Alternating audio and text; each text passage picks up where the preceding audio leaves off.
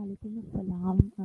Good morning Jennifer, आवाज़ आ रही है मेरी? मैं तो निसा, निम्रा और समा जो स्टूडेंट्स ऑनलाइन है प्लीज़ मुझे बताइए आवाज़ आ रही है मेरी? गुड मॉर्निंग अक्सा, आवाज़ आ रही है मेरी?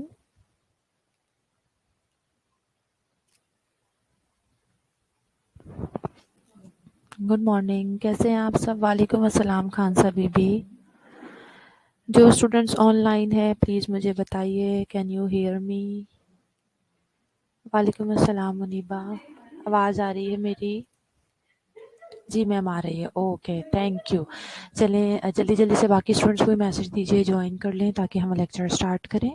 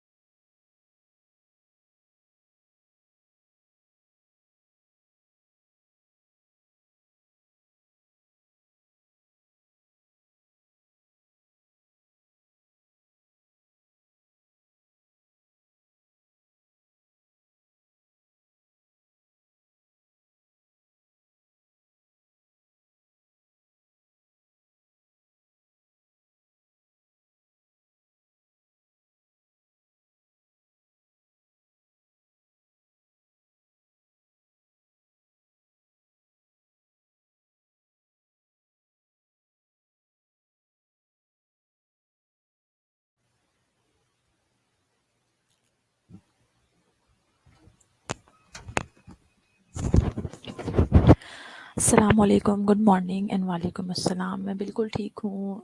जिस जिस स्टूडेंट से भी पूछा अल्हम्दुलिल्लाह मैं ठीक हूँ बेटा। आप सब लोग ठीक हैं? चलें, I still have just 14 students but I think we should start. काफ़ी टाइम हो गया स्टूडेंट्स जिन्होंने पढ़ना है वो टाइम पे आ जाते हैं। सो endocrine system, endocrine exocrine glands क्या होते हैं, हार्मोन्स क्या होते हैं, छोटी छोटी सी जो डिफिनेशंस हैं कल हमने वो कवर की थी, और आपको एनाटॉमिकल प्लेसमेंट जो एंडोक्राइन ग्लैंड्स हैं उनकी आपको बताई थी। उसके बाद हम आज स्टार्ट करने लगे हैं function and regulation of hormones के। बॉडी में जो हार्मोन्स हैं वो बेसिकली किस तरह से रेगुलेट होते हैं। Hormones helps to regulate organ function in concert with the nervous system. This dual regulatory system, in which rapid action by the nervous system is balanced by slower hormonal action, permits precise control of organ function in response to varied changes within and outside the body. देखें, ये बात हमने कल भी discuss की थी। जो hormones जो हैं बेसिकली इनका बहुत क्लोज रिलेशन है हमारे नर्वस सिस्टम के साथ, साइड बाय साइड हमारे जो ऑर्गन फंक्शंस हैं। लेकिन नर्वस सिस्टम का जो रिस्पॉन्स होता है वो बहुत ज़्यादा रैपिड होता है। इसको रेगुलेट करने के लिए, काउंटर एक्ट करने के लिए जो हार्मोन्स होते हैं वो स्लोली रिलीज होते हैं। इससे क्या होता है, बॉडी में एक बैलेंस मेंटेन रहता है। आप सबको पता है किसी भी बॉडी का अगर बहुत रैपिड फंक्शन चेंज हो तो वो हमारी बॉडी के लिए बिल्कुल भी ठीक नहीं है। इसीलिए इस तरह से हमारी किसी भी बॉडी ऑर्गन है उसके फंक्शन जो है वो बड़े प्रिसाइज कंट्रोल में रहते हैं, और जो बॉडी में आने वाली चेंजेस होती हैं वो भी बहुत स्लो होती हैं। In the healthy physiologic state, hormones concentration in the bloodstream is maintained at a relatively constant level. When the hormone concentration rises, further production of that hormone is inhibited. When the hormone concentration falls, the rate of production of that hormone increases. This mechanism for regulating hormone concentration in the bloodstream is called negative feedback. This is really understood कि एक normal healthy physiological state में कोई भी शख्स है तो उसकी जो हार्मोन की कंसंट्रेशन है वो ब्लड में एक कांस्टेंट लेवल के ऊपर मेंटेन रहती है, और जब बॉडी में किसी भी रीज़न की वजह से उस हार्मोन की कंसंट्रेशन बढ़ती है तो अल्टीमेटली हमारा ब्रेन जो है वो उस ऑर्गन को सिग्नल देता है कि हार्मोन की प्रोडक्शन को रोक दिया जाए। इसी के ऑपोजिट अगर कंसंट्रेशन फॉल करती है तो हमारा ब्रेन उस ऑर्गन को मैसेज देता है कि वो फर्दर हार्मोन को इंक्रीज़ करना शुरू कर दें। This is called negative feedback mechanism. So इस तरह से हमारी बॉडी में जो हार्मोन होती है उसकी एक कंसंट्रेशन स्टैटिक लेवल के ऊपर मेंटेन रहती है। क्लासिफिकेशन है हार्मोन की, बहुत ज़्यादा डिटेल में जाने की ज़रूरत नहीं है, बट केमिकल नेचर अगर हार्मोन की हम देखें उसके अकॉर्डिंगली हम उन्हें स्टेरॉयड हार्मोन, पेप्टाइड और प्रोटीन हार्मोन और अमाइन हार्मोन्स में डिवाइड करते हैं। स्टेरॉयड हार्मोन जैसे कि एग्जांपल दिया आपको हाइड्रोकोर्टिसोन की, पेप्टाइड और protein hormone such as insulin and amine hormone such as epinephrine.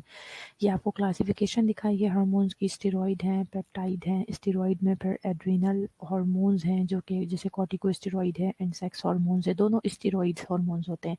फिर आपको पता है फर्दर क्लासिफाई करें तो सेक्स हार्मोन्स में फीमेल सेक्स हार्मोन्स अलग हैं, मेल सेक्स हार्मोन्स अलग हैं such as androgen and testosterone. फिर फीमेल सेक्स हार्मोन को भी फर्दर क्लासिफाई कर लेते हैं हम ईस्ट्रोजन और प्रोजेस्टेरॉन में। इसी तरह से पेप्टाइड हार्मोन है सच एज इंसुलिन हो गया, ग्लूकागॉन हो गया। इसी तरह से अमाइनो एसिड डेरिवेटिव्स हैं सच एज थायराइड हार्मोन, और कुछ मिसलेनियस हार्मोन्स होते हैं सच एज प्रोस्टाग्लैंडिन और साइटोकाइनिन्स। ये फर्दर बहुत ज़्यादा मैंने आपको बताया कि डिटेल में जाने की ज़रूरत नहीं है, बट हम थोड़ा सा उसकी जो फंक्शन और एक्टिविटी है हर हार्मोन की उसे डिस्कस कर लेते हैं। बेटे आपको पेप्टाइड हार्मोन की जो कुछ एग्जांपल्स मैंने आपको दी, पेप्टाइड हार्मोन में जैसे thyrotropin releasing hormone. Thyrotropin releasing hormone का सिक्रीटिंग ऑर्गन क्या है, हाइपोथैलेमस से रिलीज होता है।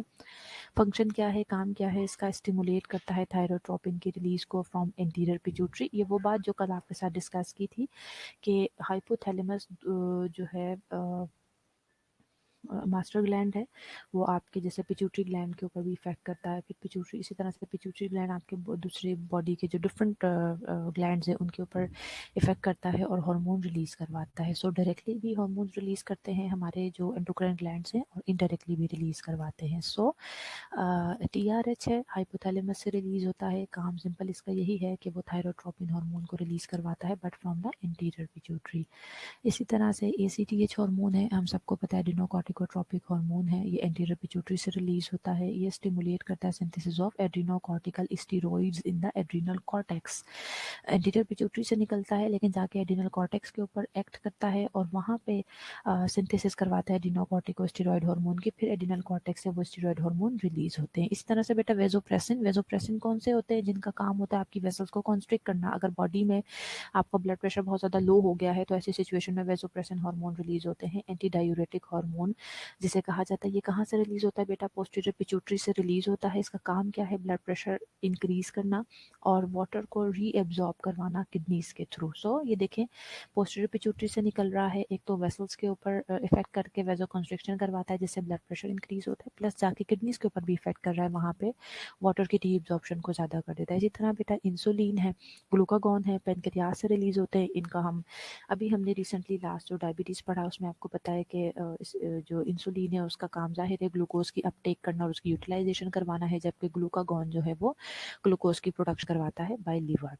ये सारे हार्मोन्स आप एनाटॉमी फिजियोलॉजी में और इनके फंक्शन डिटेल में पढ़ चुके हैं, फिर भी मैं यहाँ आपके सामने थोड़ा सा इसको रिपीट कर रही हूँ। इसी तरह बेटा एपिनेफ्रिन हार्मोन है, एड्रिनल मेड्यूला से रिलीज होता है। काम इसका ये है कि जब भी स्ट्रेस होता है तो ऐसी सिचुएशन में ये रिस्पॉन्ड करता है और हमारी हार्ट रेट इसी की वजह से बढ़ जाती है। इसी तरह थायरॉक्सिन हार्मोन है, थायराइड ग्लैंड से रिलीज होता है। आप सबको पता है थायराइड के जो हार्मोन्स है उनका बेसिकली काम जो है वो बॉडी के मेटाबॉलिज्म को मेंटेन रखना है। इसी तरह से एड्रिनल कॉर्टेक्स से कॉर्टिसोल एल्डोस्टेरोन निकलता है जिसका काम ब्लड ग्लूकोज को मेंटेन करना और ब्लड प्रेशर को मेंटेन करना है। इसी तरह से ओवरी और टेस्टिस से टेस्टोस्टेरोन और प्रोजेस्टेरोन, ये जो सेक्स हार्मोन्स है, ये रिलीज करना। इनका काम मेल और फीमेल रिप्रोडक्टिव ऑर्गन्स की जो एक मैच्योरेशन है उसमें और प्लस उनकी जो एक्टिविटी है उसमें फंक्शन करना, यही इनका काम होता है।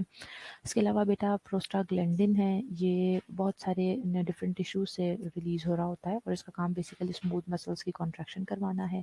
फिर ल्यूकोट्राइन्स, हम सबको पता है ल्यूकोसाइड जो हमारे वाइट ब्लड सेल्स हैं, इनका काम ये है कि जब भी कोई इस तरह का फॉरेन बॉडी हमारी बॉडी में चली जाती है तो ब्रोंकियल कॉन्स्ट्रिक्शन करवाना। क्यों? क्योंकि वो जो भी फॉरेन ऑर्गेनिज्म है वो जाहिर है अगर आपके रेस्पिरेटरी ट्रैक में चला गया तो डिजीज कॉज कर सकता है और हाइपर सेंसिटिविटी रिएक्शंस भी इसी की वजह से आता है। सो आपने ये देखा कि डिफरेंट एग्जांपल्स मैंने यहाँ पे आपको दी कि जो हार्मोन्स है वो डायरेक्टली भी कुछ स्पेसिफिक हमारे बॉडी ऑर्गन से रिलीज होते हैं और डायरेक्टली किसी एक ऑर्गन पे जाके अटैक करते हैं या इफेक्ट करते हैं, और प्लस ये है कि कुछ इनडायरेक्टली भी इफेक्ट करते हैं कि वो दूसरे बॉडी ऑर्गन्स के ऊपर जाके एक्ट करते हैं और वहाँ से हार्मोन्स रिलीज करवाते हैं जो उन्हें उस वक्त ज़रूरत होती है। ओके, असेसमेंट हमने जाहिर है पेशेंट का एक जनरल असेसमेंट करना ज़रूरी है। कौन कौन सी चीज़ें जिससे हमें पता लगेगा कि पेशेंट को किसी भी किस्म का कोई प्रॉब्लम जो है हार्मोन से रिलेटेड हो सकता है या हो रहा है। Specific endocrine disorders are often accompanied by specific clinical symptoms. More general manifestation may occur with a number of endocrine disorder. During the health history, the nurse asks the patient about कुछ important questions हैं जो nurse history लेते वक्त patient से पूछेगी। उसका usual energy level किस किस्म का रहता है, यानी क्या वो अपनी डेली लिविंग एक्टिविटीज़ को इजीली परफॉर्म कर लेता है या फिर वो थक जाता है। इसके अलावा उसकी हीट और कोल्ड की तरफ टॉलरेंस कैसी है, मतलब उसे बहुत ज़्यादा गर्मी लगती है या वो बर्दाश्त कर लेता है, या बहुत ज़्यादा ठंड लगती है या वो उसे बर्दाश्त कर लेता है। रिसेंटली उसकी बॉडी वेट में कोई रिसेंटली बहुत ज़्यादा चेंजेस तो नहीं आए। इसके अलावा सेक्सुअल फंक्शन में किसी भी किस्म के चेंजेस आए हों या फिर जो सेकेंडरी सेक्स कैरेक्टरिस्टिक्स होती हैं बॉडीली चेंजेस, यानी तो उसमें किसी किस्म का चेंज उसने महसूस किया हो। उसके मूड स्विंग्स के बारे में, मेमोरी के बारे में, कंसंट्रेशन कर सकता है नहीं कर सकता, और ऑल्टर्ड स्लीप पैटर्न, उसकी स्लीप तो डिस्टर्ब नहीं हुई। ठीक है जी, ये सारे वो क्वेश्चंस हैं जो आपने उससे हिस्ट्री टेकिंग करनी है। तो अगर आप इन चीज़ों को रियलाइज़ करें, थोड़ा सा अंडरस्टैंड करने की कोशिश करें, तो आपको रियलाइज़ होगा कि ये एनर्जी लेवल का, specially heat and cold tolerance का, वेट चेंज का, इन सारी चीज़ों का कितना जो है थायराइड हार्मोन के साथ इनका कितना ज़्यादा क्लोज रिलेशन है। आपको पता है मेटाबॉलिज्म बेसिकली मेंटेन करना हमारे थायराइड हार्मोन्स का काम है। इन और प्लस आपका जो ग्रोथ हार्मोन है उसका आपके वेट के साथ ताल्लुक है, आपके मेटाबॉलिज्म के साथ ताल्लुक है। सो हमें जब ये क्वेश्चंस करने का मकसद यही होता है कि हम अपनी बॉडी के जो डिफरेंट एंडोक्राइन ग्लैंड्स हैं उनको असेस कर सकें। फिजिकल एग्जामिनेशन है बेटा, पेशेंट को ऑब्जर्व करते हैं हम, एनी चेंजेस जो आपको इंडिकेट करे कि जी इसका एंडोक्राइन डिसफंक्शन हुआ है, like we can see any changes in the skin texture, they are common with both hypofunction and hyper function of the thyroid gland. Thyroid gland बेशक हार्मोन ज़्यादा बनने लगे या कम बनने लगे, दोनों सिचुएशन में स्किन का टेक्सचर आपको चेंज मिलेगा। पिक्चर में आपको नज़र भी आ रहा है कितनी ज़्यादा रफ और फ्लैकी सी स्किन हो गई है। और आई चेंजेस जो है such as exophthalmos may occur with hyper thyroidism, जिसे हम ग्रेविस डिजीज़ भी कहते हैं, यानी जब थायरॉइड हार्मोन बॉडी में बहुत ज़्यादा रिलीज होना शुरू हो जाते हैं तो ये एक्सोप्थेल्मोस जो है ये पेशेंट आपके सामने इस तरह से प्रेजेंट करता है। चेंजेस इसके अलावा फिजिकल अपीयरेंस में होती हैं, सच एज फेशियल हेयर अगर वुमेन में जाहिर है बहुत ज़्यादा होंगे, मून फेस होगा या बुफेलो हम्प। ये पिक्चर में हर चीज़ मैंने आपको दिखाई हुई है ताकि आपको साथ साथ पिक्टोरल चीज़ें देख कर हर चीज़ समझ आए। बुफेलो हम्प मैंने हाईलाइट किया हुआ है। मून फेस देखिए, बिल्कुल राउंड सा गोल सा मोटा सा फेस होता है। स्किन बहुत ज़्यादा थिन हो जाएगी। ट्रंक की ओबेसिटी, यानी ये जो ऊपर आपका स्पेशली आपके शोल्डर्स हो गए, रिब केज हो गया, इस ये बहुत ज़्यादा इसमें स्पेसिफिक इस पोर्शन में, बाकी बॉडी आपकी नॉर्मल होगी वेट के लिहाज से, लेकिन यहाँ आपको ओबेसिटी हो सकती है। आपकी जो आर्म्स हैं, लेग्स हैं, वो बहुत ज़्यादा थिन हो जाएंगे, बहुत ज़्यादा वीक हो जाएंगे। और हाथ और पाँव का साइज़ जो है वो साइज़ भी इंक्रीज हो सकता है, प्लस एडिमेटस भी हो सकते हैं। दे में signify disorder of the thyroid, adrenal cortex और पिट्यूटरी ग्लैंड। मीन्स इस तरह की चीज़ें हमारे सामने शो होंगी तो हमारा माइंड फ़ौरन से, अगर हमें नॉलेज होगा तो हमारा माइंड फ़ौरन से क्लिक करेगा कि शायद इसको कोई पिट्यूटरी ग्लैंड का डिसऑर्डर है या फिर एड्रिनल कॉर्टेक्स दायरे जिसका काम वाटर की रिजॉर्प्शन करना वो नहीं कर पा रहा तो इसलिए एडिमा हो रहा है, तो शायद एड्रिनल कॉर्टेक्स का कोई प्रॉब्लम है या फिर थायराइड ग्लैंड का कोई इशू है।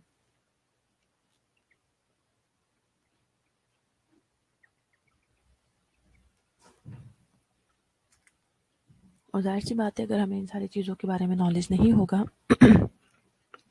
या हम पेशेंट की फिजिकल असेसमेंट नहीं करेंगे तो हम इन चीज़ों को आइडेंटिफाई नहीं कर सकेंगे कि उसको क्या प्रॉब्लम है। बाकी बेटा वाइटल साइंस की मेजरमेंट एंड देन हम कंपेयर करते हैं उन वैल्यूज़ को जो पेशेंट के बारे में हमें ऑलरेडी नॉन वैल्यूज़ होती हैं। लाइक एलिवेटेड ब्लड प्रेशर है तो इट मीन्स के हाइपर फंक्शन हो सकता है एड्रिनल कॉर्टेक्स का और tumour of the adrenal medulla. इसी तरह से डिक्रीज ब्लड प्रेशर है, it may B hypo function of the adrenal cortex. कुछ डायग्नोस्टिक टेस्ट या डायग्नोस्टिक इवैल्यूएशन हम उन्हें कह सकते हैं। हमने हिस्ट्री ले ली, असेसमेंट कर ली, फिजिकल असेसमेंट, अब हम डायग्नोस्टिक इवैल्यूएशन की तरफ आ जाते हैं। Although a wide variety of diagnostic tests can be used in the diagnostic workup, three major categories of diagnostic tests are common. हम तीन मेन कैटेगरीज में या क्लासेस में डिवाइड करके यहाँ थोड़ा डिस्कस करेंगे डायग्नोसिस को। सबसे पहले ब्लड टेस्ट है। Blood test may be used to determine hormone blood levels.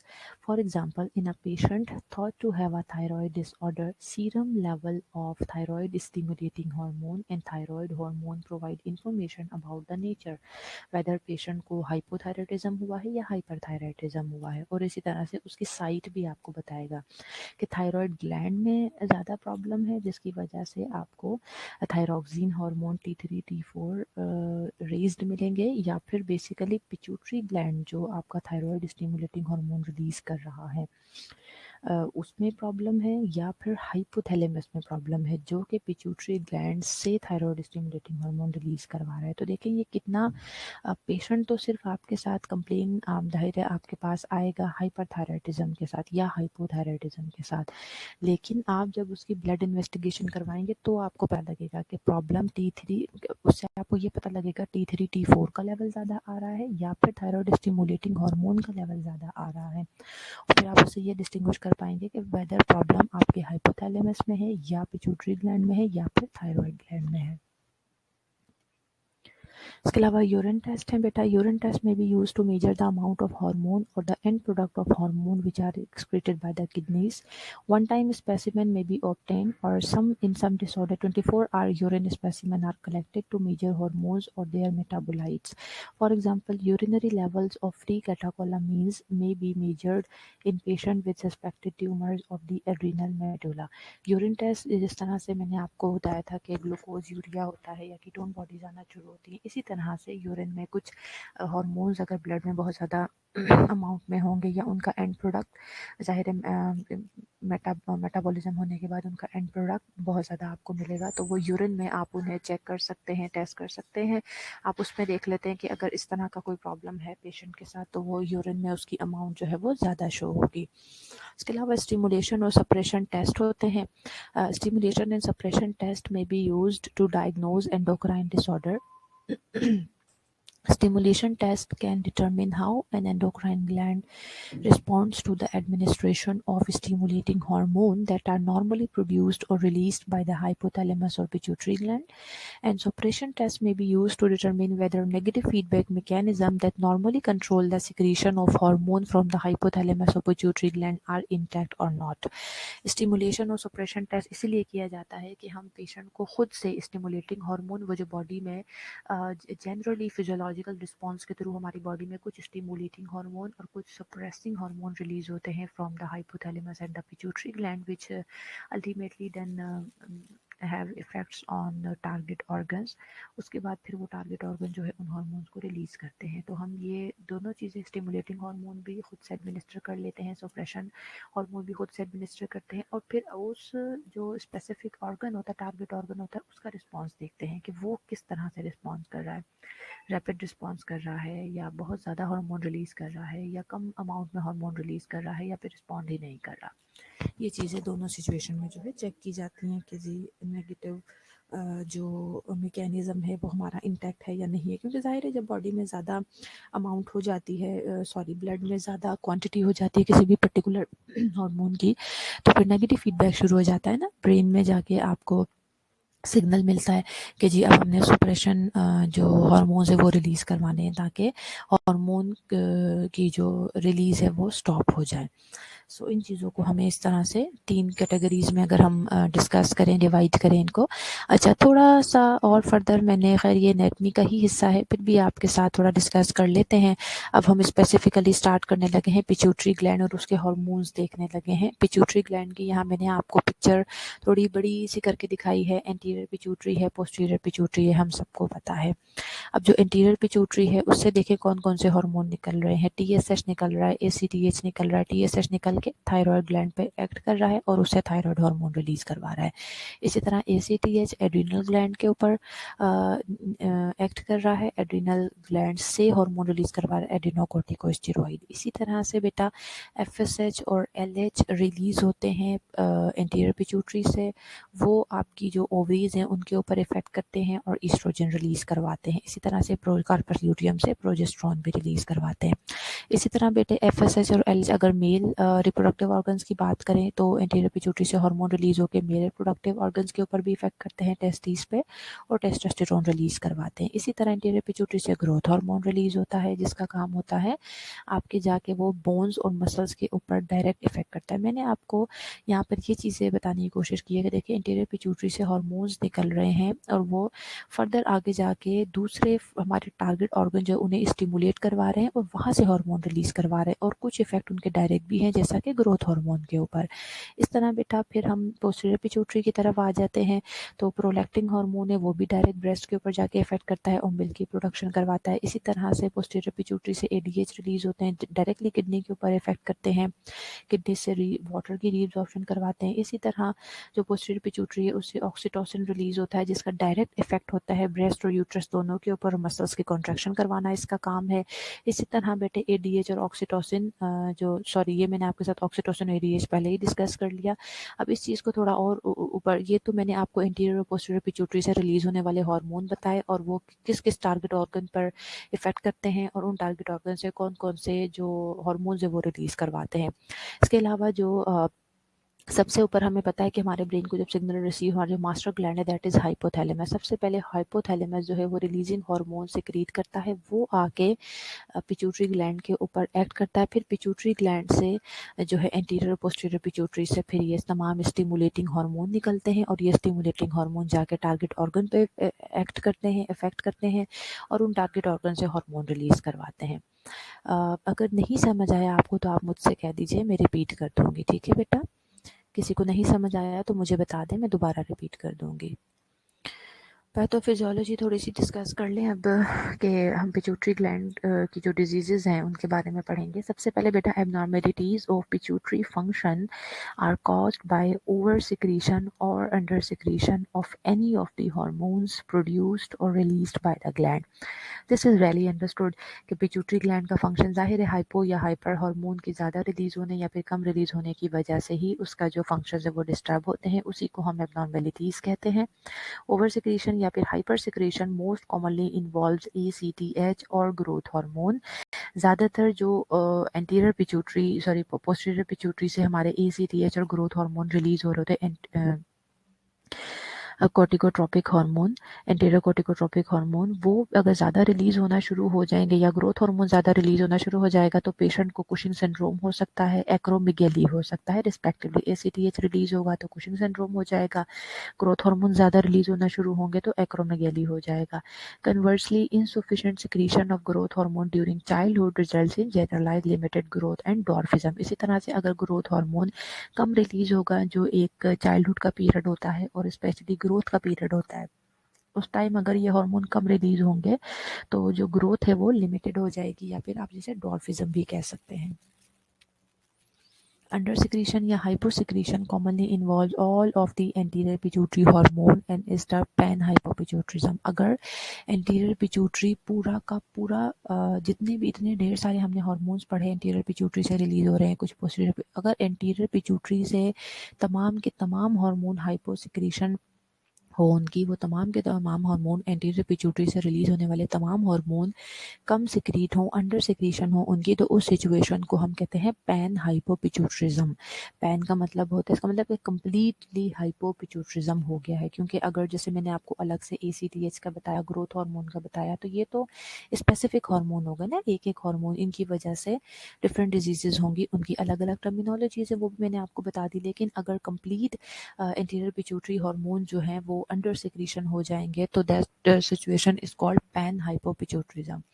इसके बाद बेटे, the most common disorder related to posterior lobe, जो अब पोस्टीरियर फंक्शन की तरफ, अगर हम पोस्टीरियर लोब की तरफ आ जाएं, पोस्टीरियर पिट्यूटरी की तरफ आ जाएं, तो सबसे ज़्यादा common disorder that is related to posterior lobe dysfunction that is diabetes. Abnormally large amount में एक्सक्रीट आउट होना शुरू होता है as a result of deficient production of vasopressin. जब वेजोप्रेसिन हार्मोन अच्छे, मतलब वेजोप्रेसिन हार्मोन का काम यही था ना कि वेसल्स को कॉन्स्ट्रिक्ट कर रहा है, पानी को बॉडी के अंदर रिटेन कर रहा है, ब्लड प्रेशर को मेंटेन कर रहा है। जब वो वेजोप्रेसिन ही नहीं बॉडी में प्रोड्यूस होगा पोस्टीरियर पिट्यूटरी से, तो वो जो बीपी को मेंटेन रखने के लिए फ्लूइड को हम अपने पास रिटेन कर रहे हैं, हम वो नहीं कर पाएंगे। डाइल्यूटेड यूरिन लार्ज अमाउंट में बॉडी से एक्सक्रीट आउट होगा, that situation is called diabetes insipidus.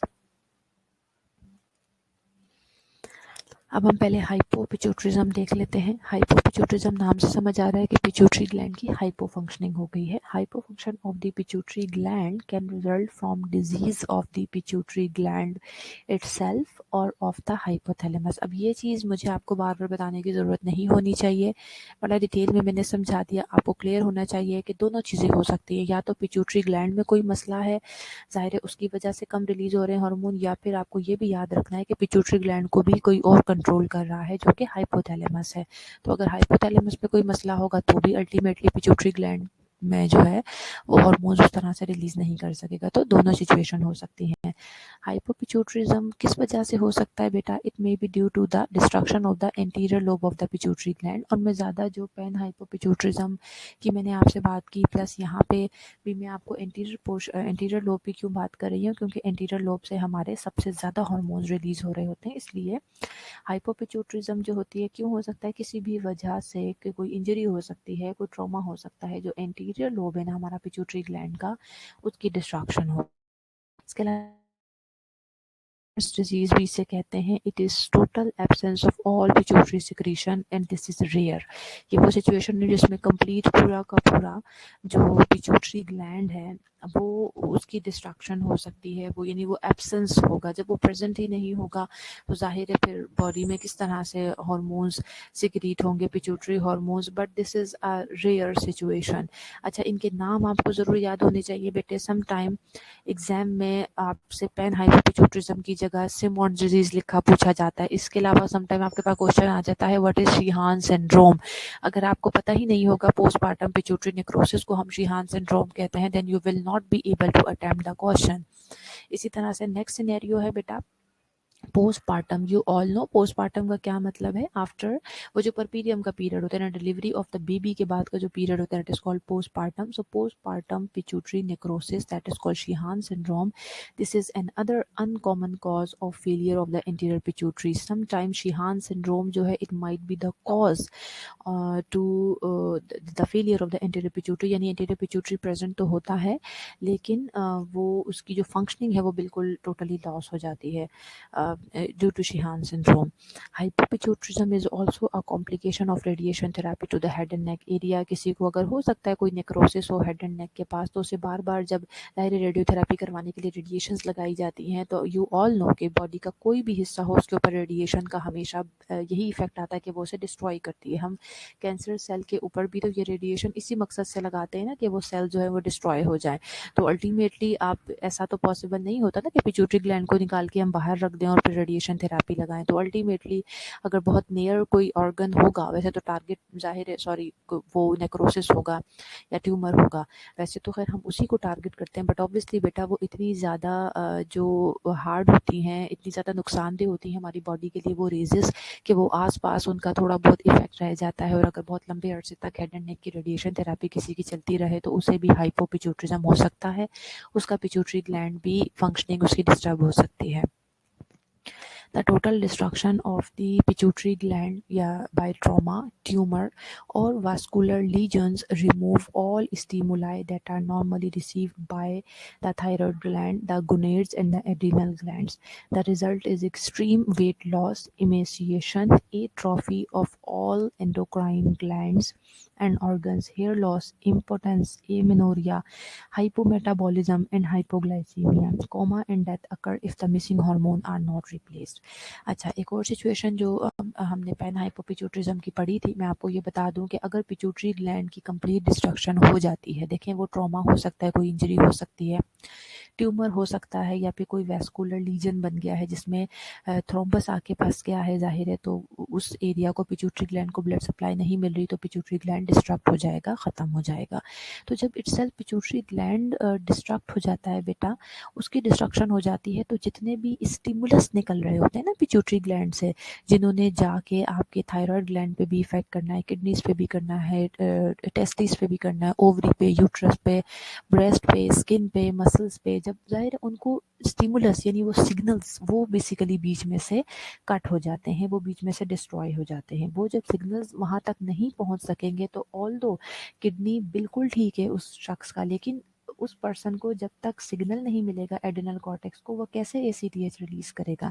All दो उसके मसल्स और बोन्स बिल्कुल ठीक है, लेकिन जब तक एंटीरियर पिट्यूटरी से मसल्स को जो है ग्रोथ हार्मोन नहीं मिलेगा, वो कैसे ग्रो करेंगे। तो इस वजह से जब वो बीच का जो एक चैनल है, जो हमारे स्टिमुलस हैं, वो जब बीच में बेटा डिस्कनेक्ट हो जाते हैं, तो उसकी वजह से आपकी जो टारगेट ऑर्गन है उन्हें सिग्नल नहीं मिल पाता और वो अपने पर्टिकुलर हार्मोन्स नहीं रिलीज कर पाते। तो आप सोच सकते हैं कि पिट्यूटरी ग्लैंड आपकी बॉडी के कितने सारे ऑर्गन को जो है वो कंट्रोल कर रहा है। फिर जब उनको मैसेजेस नहीं मिलेंगे, हार्मोन रिलीज नहीं होंगे, कंट्रोल नहीं करेगा, तो अल्टीमेटली एग्जांपल है, देखें ग्रोथ हार्मोन नहीं होगा, वेट लॉस हो रहा है, मसल्स की एट्रोफी हो जाएगी, आपके दूसरे जो फर्दर एंडोक्राइन ग्लैंड है उनकी एट्रोफी हो जाएगी, ऑर्गन्स की क्योंकि देखिए बॉडी में कोई भी चीज़ अगर यूज़ होना ख़त्म हो जाए, इस्तेमाल होना ख़त्म हो जाए, तो ये अल्लाह ताला ने निज़ाम रखा है कि उसकी एट्रोफी होना शुरू हो जाती है, यानी उनकी आहिस्ता आहिस्ता डेथ कह लें आपके, वो अपने डेथ की तरफ जाना शुरू हो जाते हैं। इसी तरह बेटा हेयर लॉस है, इम्पोर्टेंस है, जाहिर है sexual characteristics, importance, this is loss of pleasure in sex. तो ये चीज़ें आना शुरू क्यों, क्योंकि जाहिर है सारा खेल ही, सारी चीज़ें ही जो बॉडी में हमारा निज़ाम चल रहा है सारा, वो आपका this is related to hormones. इसी तरह से एमिनोरिया, मेटाबॉलिज्म का थायराइड हार्मोन से ताल्लुक है, इंसुलिन का हाइपोग्लाइसीमिया के साथ ताल्लुक है, ये सारी चीज़ें हैं। और अगर हम इन्हें टाइमली रिप्लेस नहीं करते इन हार्मोन्स को, तो पेशेंट कोमा में जा सकता है या फिर इवन उसकी डेथ भी हो सकती है।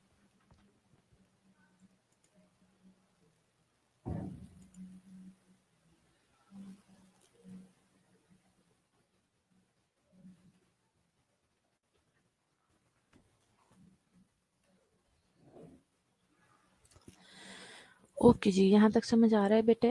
कोई ज़्यादा प्रॉब्लम तो नहीं हो रही किसी को? ठीक है जी, हाइपोपिट्यूटरिज्म हमने आपको पढ़ा दिया और हमने ये भी बता दिया कि हाइपोपिट्यूटरिज्म के रीजंस क्या क्या हैं। ट्रॉमा है, शियान सिंड्रोम है, पैन हाइपोपिट्यूटरिज्म है, कोई ट्रॉमा है, नेक्रोसिस है, या फिर रेडिएशंस हैं। फिर हमने ये भी बता दिया कि अगर हाइपोपिट्यूटरिज्म का पेशेंट होगा तो उसके साथ कितने मल्टीपल प्रॉब्लम्स होंगे, क्यों होंगे, वो भी आपको बता दिया।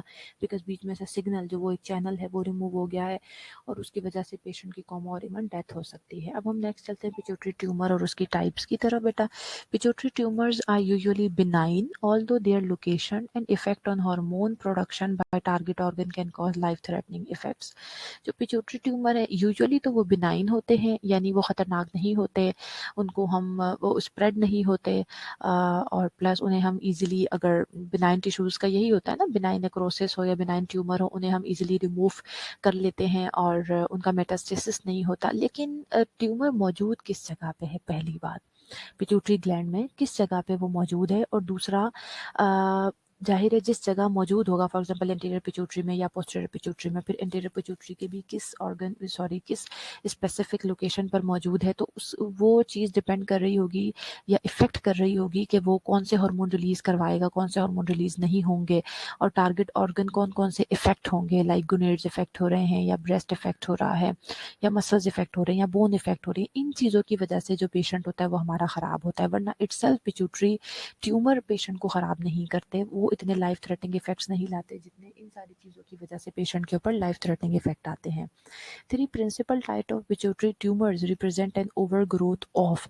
जो तीन प्रिंसिपली हम डिवाइड करें जो टाइप्स होते हैं पिट्यूटरी ट्यूमर की बेटा, उसमें तीन किस्म के सेल्स की ओवर ग्रोथ होती है, यानी सेल्स की ग्रोथ ही जाहिर है बेसिकली ट्यूमर है। तो तीन किस्म के सेल्स की ग्रोथ, या कहना चाहिए कि टाइप ऑफ सेल्स के अकॉर्डिंगली हम इसकी ओवर ग्रोथ को या ट्यूमर को क्लासीफाई करते हैं। इजिनोफिलिक सेल्स हैं, बेसोफिलिक सेल्स और chromophobic cells. Such as cells with no affinity for either eosinophilic और बेसोफिलिक स्टेन्स, तो उन्हें हम क्रोमोफोबिक सेल्स कहते हैं। क्लिनिकल मैनिफेस्टेशन देख लेते हैं कि अगर इजिनोफिलिक ट्यूमर होगा, इजिनोफिलिक जो सेल्स मौजूद हैं वहाँ वो ओवर ग्रो करना शुरू हो जाएंगे, तो इजिनोफिलिक ट्यूमर्स होंगे। और ऐसी सिचुएशन में प्रेजेंट किस तरह से करेगा आपके सामने पेशेंट? जाइजेंटिज्म होगी, दैट अफेक्टेड पर्सन, जाइजेंटिज्म का मतलब क्या होता है बेटा, कि बहुत जाइंट पर्सन आपके सामने शो होगा। पर्सन जो होगा वो 7 फीट से ज़्यादा टॉल हो सकता है और तमाम प्रोपोर्शन में लार्ज होगा, यानी अगर उसकी हाइट ज़्यादा है तो उसकी लेग्स, उसकी जो आर्म्स हैं, सब जो है उस पूरी बॉडी एक प्रोपोर्शनेट वे में लार्ज होगी, लेकिन उसके बावजूद वो बहुत वीक होगा और लेथार्जिक होगा, और इवन वो इतना ज़्यादा वीक और लेथार्जिक होगा। ओके, लास्ट स्लाइड रिपीट कर दो नरजिस। कर देती हूँ बेटा, मैंने आपको ये बताया कि ट्यूमर की क्लासिफिकेशन आपको बताने लगी हूँ। पिट्यूटरी ट्यूमर की तीन किस्म की क्लासिफिकेशन है, या वो जो कहना चाहिए पिट्यूटरी ग्लैंड के पास जो हमारे डिफरेंट सेल्स मौजूद होते हैं, तीन किस्म के सेल्स होते हैं जिनकी ओवर ग्रोथ होने से पिट्यूटरी ट्यूमर्स होती है। पहला इजिनोफिलिक सेल्स अगर ग्रो करना शुरू हो जाएंगे तो हम उसे इजिनोफिलिक पिट्यूटरी ट्यूमर कहेंगे। अगर basophilic cells abnormally over grow होना शुरू हो जाएंगे तो हम उन्हें बेसोफिलिक सेल्स या बेसोफिलिक पिट्यूटरी ट्यूमर कहेंगे।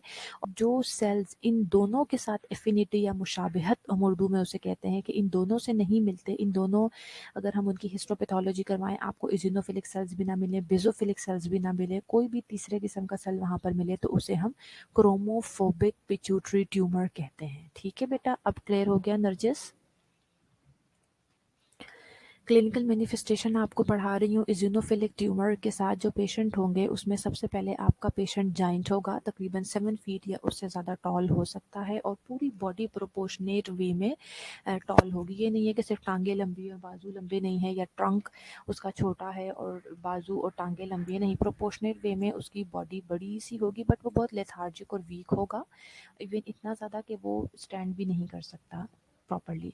बेटा इसके अलावा एक्रोमेगेली आती है। The excessive skeletal growth occurs only in the feet, hand and superciliary ridge, the malar eminences, nose and the chin, however involves all tissue organ of the body. दूसरी situation है acromegaly हो सकती है patient को। इसमें basically बेटा जो bones होती है ना वो लार्जर हो जाती हैं, ज़्यादा मसल्स वगैरह इतने ज़्यादा लार्ज नहीं होते उसमें, और उसमें भी स्पेसिफिकली कौन कौन सी चीज़ें, सुपरसिलियरी रिज है, हैंड फीट की बोन्स, और जो मोलर एमिनेंसेस है, जो जबड़ा जैसे हम कहते हैं ना जॉ, इसकी जो प्रोमिनेंसेस होती हैं वो नोज और चिन, ये वो एरियाज होते हैं, ये वो बोन्स होती हैं स्केलेटल की हमारे, कि उसमें ये ज़्यादा ग्रो कर जाती हैं। ठीक है, ये आपको अलग से नज़र आएगा। That situation is called acromegaly. Many of these patients suffer from severe headaches and visual disturbances because the tumor exert pressure on the optic nerve. अब जो ये बात पहले मैंने आपको बता दिया था कि ट्यूमर itself इतना लाइफ थ्रेटनिंग नहीं होता, लेकिन इट विल डिपेंड कि वो आपके पेशेंट में किस जगह पर मौजूद है और किस चीज़ को डिस्टर्ब कर रहा है, तो उसी के अकॉर्डिंगली साइन सिम्टम्स आते हैं। तो इस तरह के पेशेंट ज़्यादातर बेटा हेडेक की बहुत ज़्यादा कंप्लेन करते हैं और विजुअल डिस्टर्बेंसेस की, क्योंकि रीज़न ये है ट्यूमर ऑप्टिक नर्व के करीब मौजूद होता है, और जब वो इतना ज़्यादा ग्रो करता है तो वो प्रेशर एक्सर्ट करना शुरू कर देता है ऑप्टिक नर्व्स के ऊपर।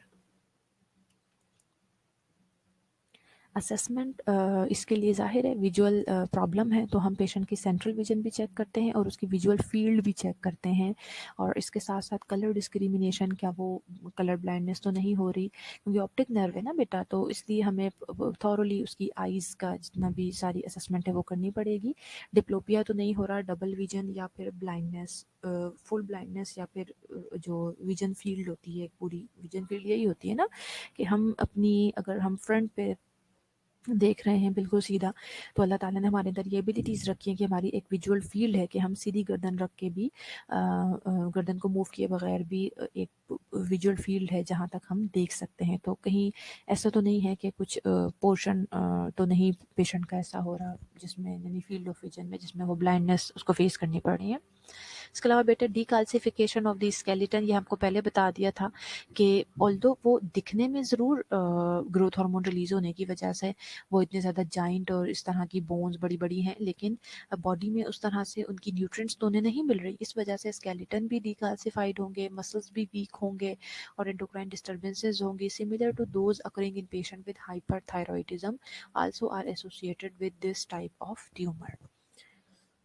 ओके, ये देखें, ये आपको मैंने सारी जो अभी पीछे डिस्कस किया था ना, ये देखें जाइजेंटिज्म और एक्रोमेगेली का ना टॉल होते हैं बहुत ज़्यादा, और ये जो मैंने आपको बताया नोज, चिन और बोनी प्रोमिनेंसेस किस किस तरह से बहुत ज़्यादा बड़े बड़े हाथ होते हैं, पाँव होते हैं, ये सारी चीज़ें आपको पिक्चर से जो है मैंने शो की हैं। एक्रोमेगेली है, जाइजेंटिज्म है। Okay, I think attendance mark कर लेते हैं, फिर अगर टाइम हुआ तो हम फर्दर कंटिन्यू कर लेंगे इसे। ठीक है, यहाँ तक किसी स्टूडेंट का कोई क्वेश्चन है, कुछ पूछना है तो आप पूछ लीजिए, और अब तमाम स्टूडेंट अपनी अटेंडेंस मार्क करवा लें।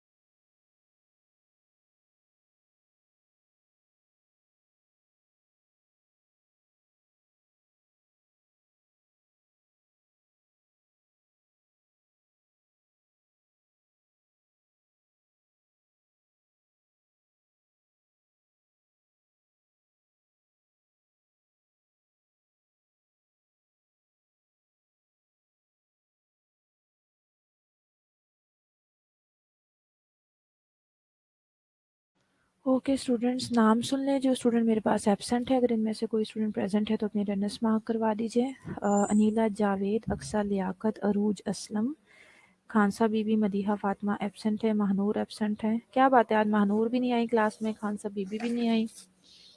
मोहम्मद यासिर, कुर्तुलैन, राबिया हसन, रिदा अहमद भी क्लास में नहीं आई, एब्सेंट हैं। सबा परवेज़, सायरा मुंशी, शबाना असगर, शहबाज, ज़ैनब शब्बीर, ज़ुनैरा नसीम और फ़िज़ा मुनीर। और कोई क्वेश्चन है स्टूडेंट्स आप मुझसे पूछ लीजिए, अदरवाइज़ फिर हम इसे इंशाल्लाह नेक्स्ट क्लास में कंटिन्यू करेंगे।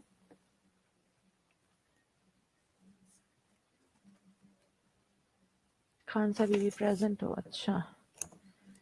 पहले कहाँ गायब थी? पहले मार्क करवाई थी अटेंडेंस। चलें, और कोई स्टूडेंट? जैनेट, ओके ठीक है, इंशाल्लाह फिर हाफसा फरवा बेटा आपकी तो आई थिंक ऑलरेडी, हाँ ऑलरेडी मार्क है। चलें इंशाल्लाह हम इसे फिर नेक्स्ट क्लास में कंटिन्यू करेंगे। Take care of yourself and अल्लाह हाफिज़।